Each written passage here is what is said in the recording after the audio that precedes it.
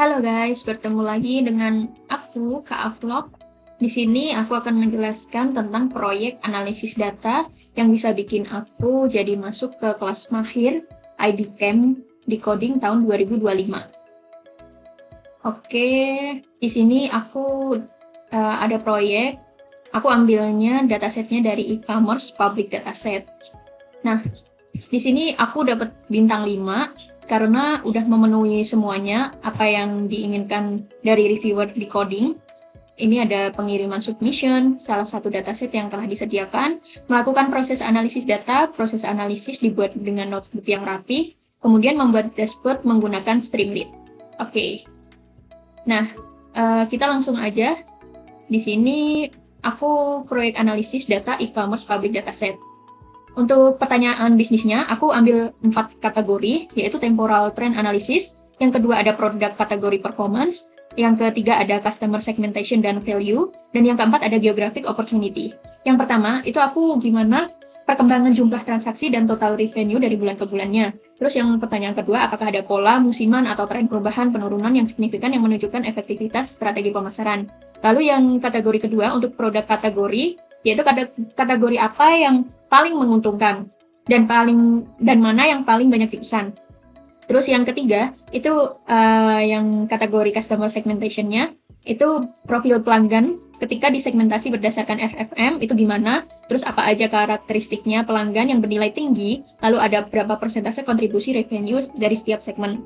Dan yang keempat itu ada geographic opportunity-nya. Itu wilayah geografis mana aja sih yang paling dominan dalam kontribusi revenue dan transaksi. Apakah ada peluang ekspansi di region tertentu berdasarkan current performance. Oke, lanjut. Nah, untuk ekspektasi bisnis impact-nya itu, di sini ada 5 ya. Revenue grow-nya itu menambah 20-25%. Lalu untuk customer retention-nya itu bisa diimprove dari 60% menjadi 80%. Kemudian untuk market reach-nya itu dia harapannya bisa mengekspand dari 3 dominant state 8-10 market. Lalu untuk profit-nya itu bisa menambah 15-20%. Lalu untuk customer-nya itu juga bisa menambah di sini 30-50%. Oke, next. Kita lanjut langsung aja ke dashboard-nya. Nah, ini dashboard yang aku bikin. Jadi dia itu dashboard-nya untuk menganalisis interaktif dari e-commerce dataset-nya itu secara real time. Nah, untuk tanggalnya itu sendiri dimulai dari 2016 pada tahun 2016 sampai 2018. Nah, di sini jadi bisa otomatis datanya. Kemudian untuk filter yang kedua di sini aku ambil kategori produknya. Yang ketiga itu wilayah geografis. Yang keempat itu filternya dari segmen pelanggan. Oke, untuk segmen pelanggan sendiri di sini kan aku ambil 4, yaitu ada champions, lalu ada loyal customers, yang ketiga ada potensial loyalitasnya, lalu untuk yang keempat risk-nya. Jadi yang champion itu menampilkan customer terbaik, seperti dia sering belanja, baru bertransaksi, dan pengeluaran tertingginya. Kemudian untuk yang loyal itu berdasarkan dari customer yang rutin berbelanja dan cukup aktif. Yang ketiga, untuk potensialnya itu customer yang mulai sering bertransaksi dan punya potensi menjadi loyal.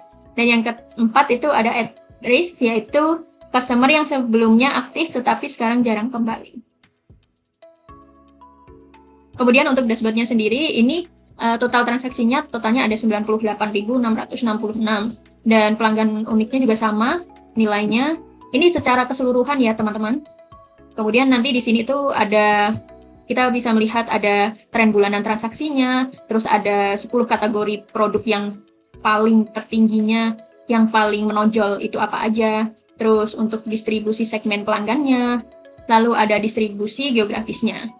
Dan tidak lupa di sini aku juga bikin yaitu data yang udah terfilter mulai dari ID ordernya, terus ada ID customer-nya, terus untuk kategori produknya itu apa aja, terus untuk customer stage, lalu ada segmennya, yang segmen pelanggan tadi, ada yang potensial, championship, loyal, terus ada at risk, terus ada revenue-nya.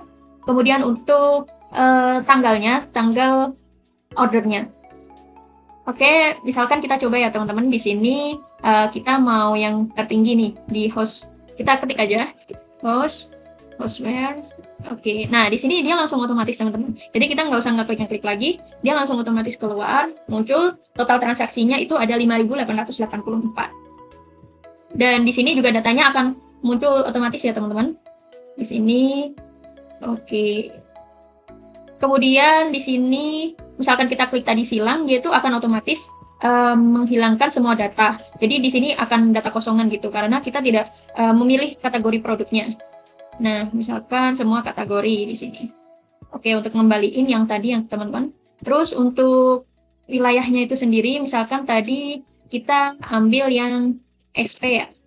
Nah, di SP ini disilang dulu. Nah, nanti dia akan muncul apa yang kita inginkan. Oke.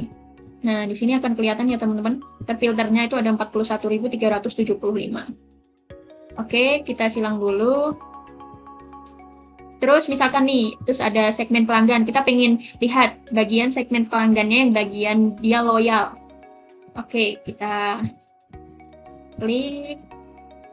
Nah, loyal sendiri ini tadi apa? Customer yang rutin berbelanja dan cukup aktif. Oke, nah di sini ada nih, ada totalnya ada 24.368. Oke, nah di sini akan kelihatan ya teman-teman. Nah, di sini ada distribusi geografisnya.